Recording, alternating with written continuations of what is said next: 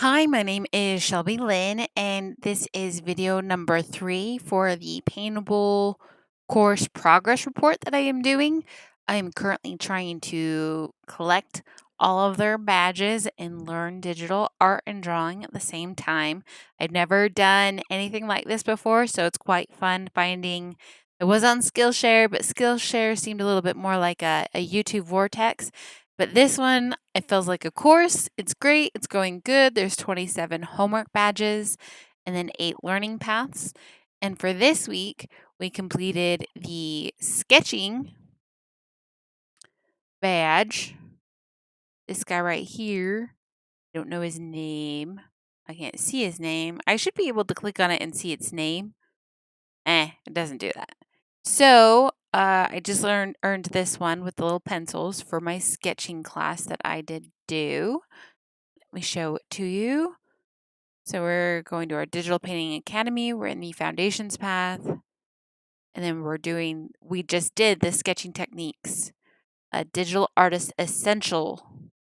It was quite good. I was very, very, very hesitant to start this one because I'm not good at drawing at all, and sketching is drawing. So it really breaks it down for you. And I'll share later some of the top 10 things I kind of learned from this class that I really liked from this class, and that I think David goes in well when he teaches you.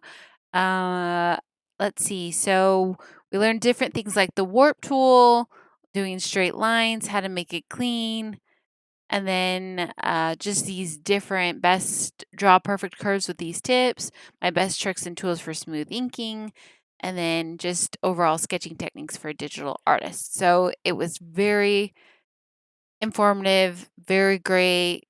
The homework assignment was of a portrait, and I kind of messed it up because I did 5 different uh, drawing references and turned in all of those. So I'll show them to you later as well. We're just documenting the progress. Wanted to make sure I had a record of it. Oh, started out on the wrong thing. We want to start out on this file over here. Okay. So this is kind of the first homework you start off with in the class, and you're just drawing shapes and translating it over into the next square. My dog is a little sad. More than a little sad. He looks like the big dog from Scrubs. My human is awful. This is just me starting. This is going off of the class.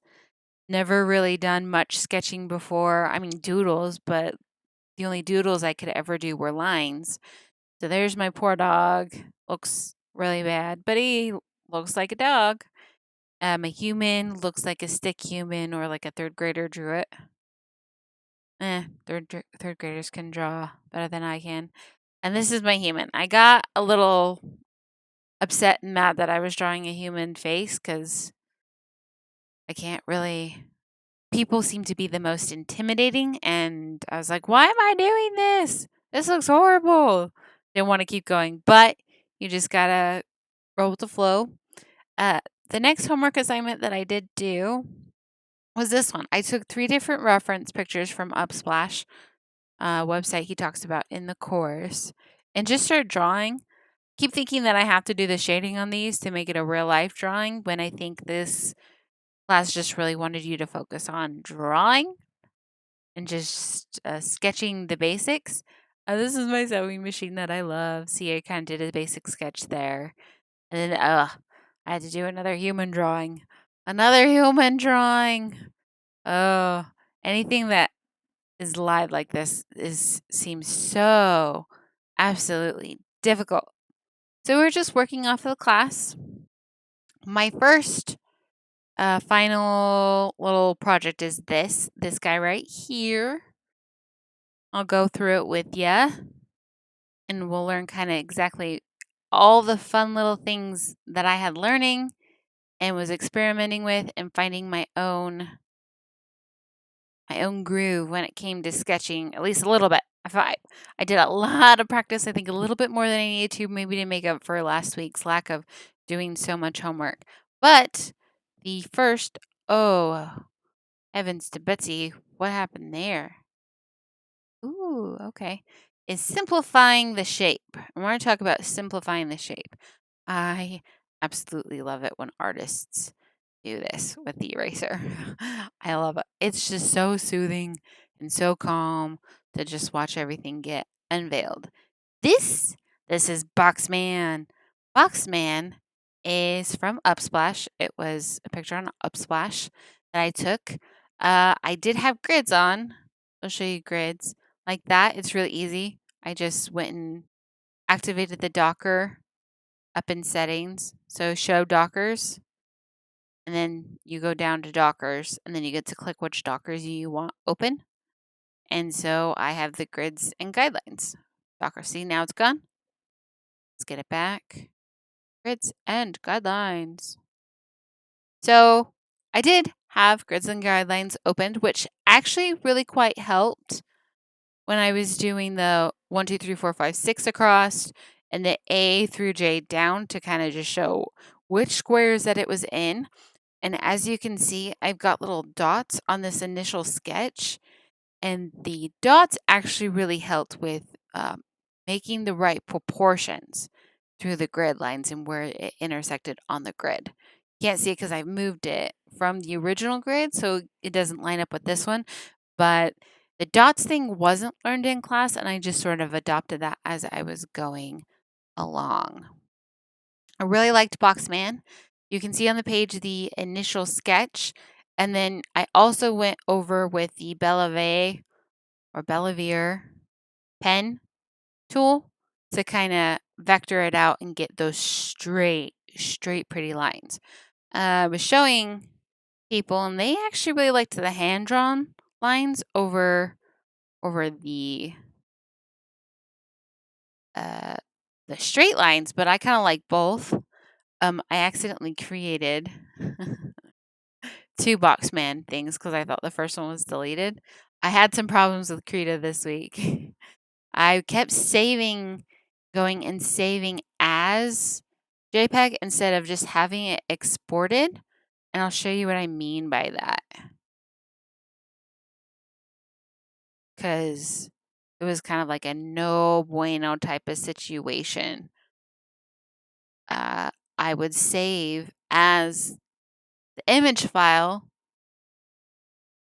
I'll show you. I'd go here and I'd save as, and then I'd save it as my image that I wanted to keep, but then it wouldn't keep all of the stuff that I had done to log back in and like work on it individually. So do not ever save it here as its own little JPEG. No, wait. Don't want to save because we're erasing everything. You want to go to export, and export creates a new little file for it. So Boxman, I really did like Boxman. He was fun, imaginative. I actually did all of the Amazon and all that stuff by hand too. So that is actually super great. Super great, in my opinion, that I did that. I really liked this guy over here, kind of circling around him with the eraser. I took all the line work away, and that's kind of just like the shading that I had done on it. So I was a little bit proud that you could still see who he was, even though I had taken away the official line works. Here's some other notes that I did take from the class that I love. So you got to find the angles and compare the placement. So comparing how the image that you're drawing compares to the one that you're referencing. So that's placement. And then angles, being able to find which curvatures of the image were you actually like looking and seeing. So let's see. This bird. I did draw this bird next. And as you can see, I was just focused on drawing the general shape. In this general shape, you can kind of see these 2 angles right here that I was just looking at. I'm just trying to look at the angles. I'm not great at gauging any of this information. Here was my more detailed sketch. It was loose and detailed at the same time. And then here is So it's got my fine lines over the loose sketch. And then this is the fine line work that I would use with the Bevelier pen. Bevelier. Don't know how to say it. And then I hated my bird so much. I ended up just kind of playing with him and coloring him. Because if you have the dang line work, it makes it look like he's got a tumor right in here on the side of his face. Definitely in this one, he looks like he's got a tumor. This one looks a little bit more calmed down. I must have been trying to do some free stuff with the Bevelet tool. I need to know how to say that. Bevelet or Bevelier? In this photo, it looks natural, like it should be. And so over here, when I got rid of my line work, this bird looked 10 times better. And then I just played with watercolors because I was getting exhausted. It looked so bad. This one took me hours to work on. Absolute hours. I overdid it on homework this week and learning stuff. So if we go to our next one, our next two notes that I did like learning from this class was compare negative and positive shapes. And this was just looking at the pictures and seeing what was negative space and what was positive space. I can't draw based on the knowledge of negative space very well, but I am at least able to look at a picture now and see what's negative space and what is the positive part of the actual reference photo that I'm trying to draw. Next was compare the proportions. This is probably why I started doing the little dots on the canvas. I would do the dots on the grids in order to show where it intersected on my grid line. And that's not something we learned from the class. From the class, we just did it by just looking off of the reference. So when I did the little dots, it helped a lot. This is the only profile picture that I did a reference off of. And it was super scary because I do not do portraits. I do not do humans. I never did anything, but I definitely was too intimidated to ever try and draw a human. I would say for my first actual portrait attempt, it's not bad. I can't shade, of course, and shading wasn't really a part of this sketching, but I keep seeing real life drawings and they look so pretty and I want to do it, but I don't know how they do it. So this is my actual portrait. The nose is too upturned right here. The lips are a bit too wide set up top. It kind of got a fuller look down at the bottom, but the lips don't match, and then the eyes kind of looks like you're generic. I only knew how to draw these things one way / this is how my hand interpreted it, my mind interpreted it. So this is how it did pop out as. It could have been a lot worse. Could have been a lot better. It was a lot of fun, though. Next, I did work on this praying mantis picture, which I did not find from Splash. I found this one just from a Google search of just wanting to draw. It was Sunday. I only had my tablet, and so I took a picture, put it in a concept app, and just started drawing shapes. Here's the sketch for it. See, I still do the numbers. I like the numbers. It helps my mind to actually see what I'm looking at. And here is the overall picture. And I actually liked the shading attempt on him. It was not a bad little project. It was quite fun. I didn't really have to do a lot of circles on this one, but maybe I did and I just deleted them. Who knows? The next one was this microscope. This microscope guy, something happened to his actual sketch image because it never truly got saved correctly or finished. So you can kind of really see where I was at like a dots process. The fainter lines are the loose sketch that I was doing, and then I'd go in with the dots to kind of like gauge more of where it was from the actual image to find the right proportions, the right placement, and then I would draw it out like that. And I kind of like how it only saved halfway through the sketch. You'll see the full sketch completed in an actual file that I had saved, but I had made it into a JPEG, which is why it never saved the actual drawing, because I had saved it as a JPEG instead of like the Krita document. So, I mean, it's kind of interesting. You get to see the process of what I started to do. So, here's some other tips that I learned from the class. Take your time and slow down. I agree and disagree with this at the same time because I spent forever on this homework. I was a bit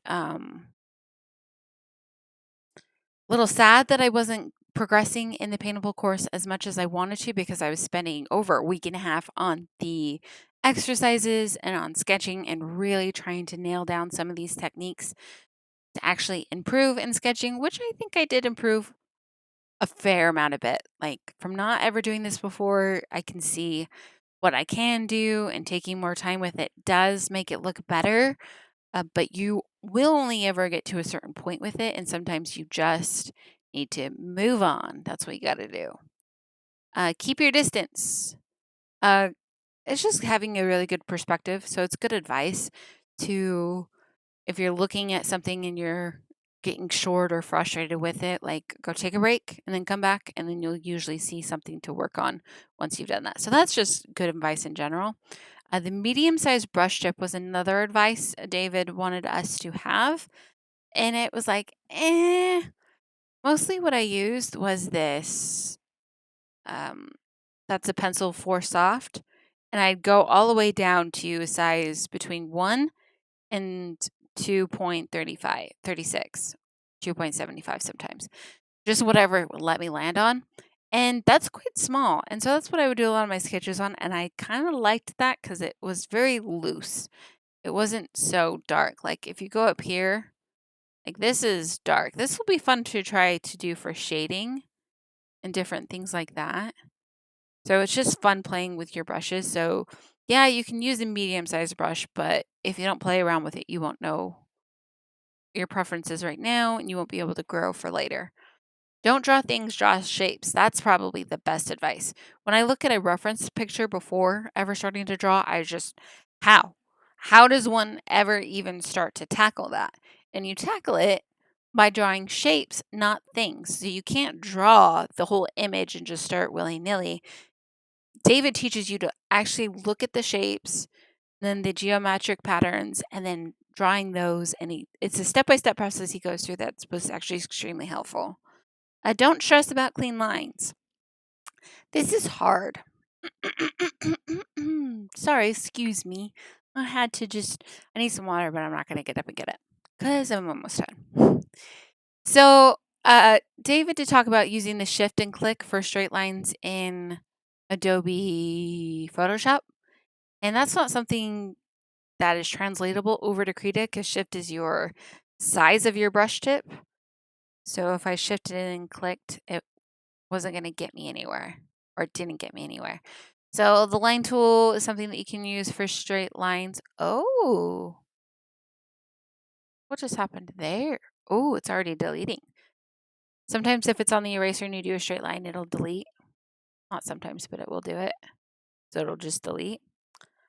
And then the bevel A tool is what I use to get kind of clean lines. The other thing that we talked about in this course that I was worried wasn't translatable is being able to move images. I don't think I can move anything from here. I can move this whole layer. This is the free form transfer tool, or free form transform tool. Sorry, not transfer. And then these are all your tool options down here that give you what you can do within the free form transfer tool. So you can get to perspective and you can get to warp, which he was teaching about how to warp your lines in the class. So if you didn't draw something perfectly, you'd be able to manipulate the lines without having to redraw something. And that's found in Krita as well. So I was surprised and delighted that it did do that. So that's exciting. And it's right there on that bar. I haven't practiced a lot with the warp tool. I probably should have, but I didn't. It's not like my greatest priority right now. My greatest priority was practicing sketching, focusing just on the basic skills that David teaches you and try to get them into muscle memory and shape memory so that I can try and grow this skill set and actually learn how to draw and paint. So that was it for this sketching techniques course that we did on Paintable. It was exciting, it was fun, it was frustrating, and it took way too long. But I feel like there is some massive improvement, which is the point of taking these courses in the first place and gaining badges because those are addicting. But this is it for this week. I'm going to go jump into the next coursework module. Thank you for watching. Bye bye.